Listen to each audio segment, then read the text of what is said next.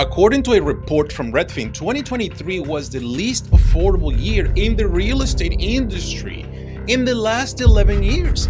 Housing prices have drifted beyond reach for many buyers looking to upsize. So let's dive today into this issue, why housing keeps getting more expensive. Let's go in. So if you think prices are going to come down, definitely not the case. There is such a shortage of houses right now that prices have gone up despite everybody singing the blues 9% this year. So the first thing that we need to do is understand market pressure and housing affordability. The current affordability challenges are that home ownership has become increasingly difficult. With home prices up 40% from a decade ago, it's making families pay over 30% of their income just in housing alone. I recently saw an article that it says that the average person in the United States before they become a homeowner have already spent over $300,000 in rent. So imagine that this is like not everybody is able to make a six figures income here, especially in places like in the West Coast, like San Francisco, Los Angeles, Washington, D.C., Montgomery County, Maryland, Northern Virginia, Miami, Boca. A lot of these places, the price of housing is extremely high. So it's very difficult sometimes to being able to afford something. So it's pushing families to have to extend themselves and probably pay more than what they want or feel comfortable.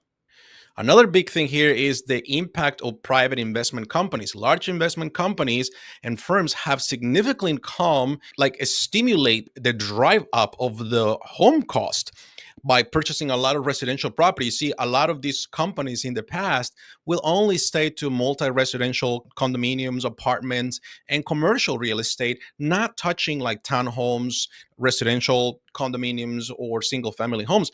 Now a lot of these companies actually buying these properties, which is again, how can the average family compete with the big corporations like BlackRock, right? You cannot really do a Vanguard. It's another one. They have deep pockets to buy these houses and just sit, even with houses that are empty sometimes. So this is another big factor why affordability has really become a big issue for a lot of families, regardless of the amount of money that you have, your degrees, your salaries, your jobs, self-employed. It's been very difficult. You see, rent and mortgage, the pressure of both rent and the mortgage pressure has been there, and it hasn't been easy for anybody. It's actually been very challenging. People that are also renting, they're finding themselves struggling. And this is not an easy process for a lot of these families. They have to be very careful when they are like considering their options. Some of them are forced to having to buy type of properties that where they need to rent a space, or maybe they need to start building additional like apartments on their properties, like ADUs. Those are very common and popular in certain areas. Other people have to buy barn dominiums. That's another trending thing. So you got to be creative, but at the same time, you don't want to sacrifice too much of your income and the quality of your life. And not long ago, you know, just a few generations ago, homes were a lot more affordable, really very easy to work with people, with families. Their incomes were not going as high as it is. It's just so interesting because I recently came across on social media a gentleman coming out of a grocery store and showing a bag where he says, look, this is what $80 it's right now. And it was just a very small grocery bag with just regular household staples, bread, milk, cheese, nothing like no poultry, no any meats, none of those things. So a lot of this stuff really it's adding a lot of pressure to people that sometimes are choosing not to be able to buy a house. So the next point is the challenges of renting versus owning for financial security. You see, in recent years, the rent has been increasing due to algorithms, not necessarily what a landlord thinks is justifiable, but it's an algorithm, a computer software that it tells landlords how high the rent should put it moving forward. So these definitely it's softwares that will manipulate the rent, and so which sometimes keeping units vacant to drive up the overall rental cost for the occupied units. So this definitely is changing the landscape for a lot of people out there in the housing market. Landlords can also increase their profits by raising the rent and creating a high tenant turnover, adding a lot of financial pressure to the renters. You see, unlike renting, Home ownership can provide give you a sense of stability and control over your housing cost.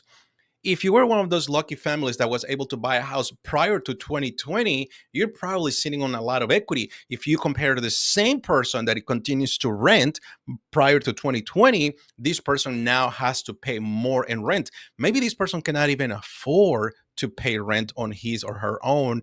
Maybe they have to get like a roommate in order to be able to stay in a competitive location, convenient location. So definitely it's challenging. You see, one thing that is nice about buying a house is that your payments will be predictable, hopefully for the next 30 years. And yes, I know I'm going to get some heat from that because, as well, Robert, sometimes those payments tend to go up. I get it. Taxes will go up, insurance on properties will go up, and that will change things in the future. But it's not by much. But rent, you have no control. Also, there is no financial incentive when it comes to the rent, right? You can deduct some of your mortgage payments, the interest rate, taxes, and so on, but you cannot do it on a rental. So it is definitely, it gives more security to own versus renting. But I also understand it is very challenging sometimes to come ahead and be able to own a piece of real estate. My next point is about supply and demand beyond the basics. You see, most people think that housing pricing it's only affected by supply and demand, but that is very misleading in today's economy that we live in, because the financial markets are also factors that heavily influence the cost of housing. So the importance of financing, so the ability of the people to be able to get loans to buy a house, and these loans are put together by policies that the government will enforce, have definitely another big effect on home prices, and sometimes can actually give more sense of ownership and freedom to certain demographics and certain people versus some others they cannot be able to afford. It is very common, like programs here in Montgomery County, Maryland, for first-time home buyers. The people will take advantage of gifts of $25,000 in order to buy a house. Now, if you are upsizing to another home, you no longer have those opportunities. So definitely has to come from your hard earned equity and your property and the pay down of your mortgage as you are killing the debt through the years you've been living there. It's private equity impact. There is definitely a big impact from the private equity firms that have been investing in the housing market, pushing prices. And in some cases, there have been places where the large companies will go and buy houses and sit with these houses vacant while there was really high demand in the surrounding neighborhoods. A lot of these homes were sitting just vacant with no one living there, not even being rented, just to be able to drive up prices higher. So as you can see, supply demand, not necessarily the biggest factor when it comes to why prices are of housing are getting more expensive. So let's talk about this next point. Understanding the long-term financial implications of home ownership. You see, I recently mentioned government policies of housing have an impact. Mortgage-backed securities and other financial products have made house prices a little bit more like up and down, volatile. So, which again will have an impact on how housing reshapes down the road for the generations to come. Debt and financial stability, definitely when buying a home nowadays, it requires careful consideration of the long-term financial commitment, as mortgage debts often surpasses or is the biggest investments in someone's household or individual or the family. So you have to definitely be careful with that. But there is home equity. And home ownership can actually act as a financial buffer by building equity over time. And this can benefit families that are looking for stability.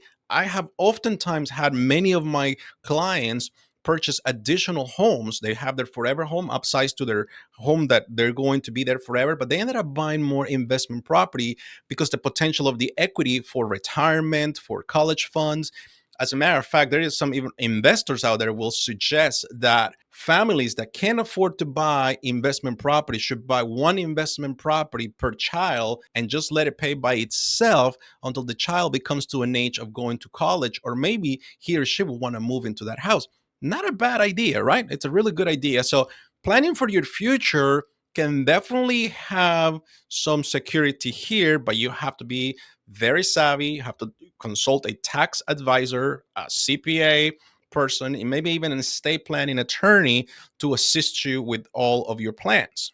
You also have to remember that income and expenses not always stay the same. In the last couple of years, for many families, income have kind of been staying the same with the small increases, but expenses, inflation has actually gone up exponentially. So you have to be careful with when it comes to those things. I always suggest, and our good friend Dave Ramsey says the same, 6 months on reserves is definitely something that you should always consider, maybe up to 12 months if needed. When uncertain times arrive, you want to be able to know that you have ways to cover your basic needs for you and your loved ones. But as I said before, real estate is not a bad investment. You just need to know when to invest in real estate. So my final point, it's about considerations for the right property and locations. You see, family-friendly amenities when looking for a home, it's definitely something that you should take in consideration. Neighborhoods, it's very important. The quality of the school districts, it's super important.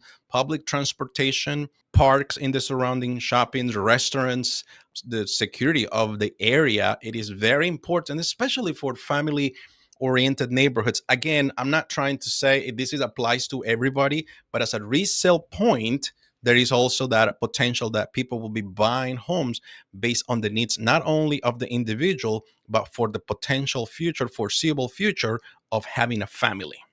Community and social environment, it's very important because you need to choose an area that has a strong community feel, which also adds many pluses to you. It's a sense of safety and a sense of belonging. So it's very important that you have that. You also have to be able to balance the cost and the quality. You have to look the homes with two eyes: the eyes of the financial person, like how much can you afford, and of course the eyes of the family, of the individual that is going to move there. You have to make sure that you are buying something with the potential future value increase, ideal a long-term investment. So this will give you peace of mind and comfort. And let's be honest, real estate has had up and downs, and recently some downs, but also some good apps and people that have been able to buy a house, a piece of real estate, and hold it for a period of year of 20, 25 years. It is proven that has yield great return on investment. So always consider real estate as that opportunity to build equity and wealth down the road. And of course, market trends are very important. You need to really stay informed about the market conditions in the desired areas in which you are want to buy a property. You need to educate yourself. You need to become like, you have to make these decisions based on what is good for you and your loved ones. And especially in today's complex housing market, is not as easy as it used to be. You got to be able to understand what kind of investment makes the most sense for you and your loved ones. So regardless if housing keeps getting more expensive, you actually have a good, solid investment for you and your loved ones. And that's it, everybody. I'm Robert Garcia here, and I am here to guide you through this raw real estate market in a smart and simplified way. If you found this video very helpful, please be sure to give it a thumbs up and share it with family and friends. And please don't forget to subscribe, as I always bring this kind of content to you guys. So thank you very much. And oh, by the way, and if you also need help trying to find an agent somewhere in the United States, whether you're looking to buy or sell, there is a link below that you can scan, and I'll be able to find you a good agent that can work with you. Thank you. I'll see you guys on the next one. Bye bye.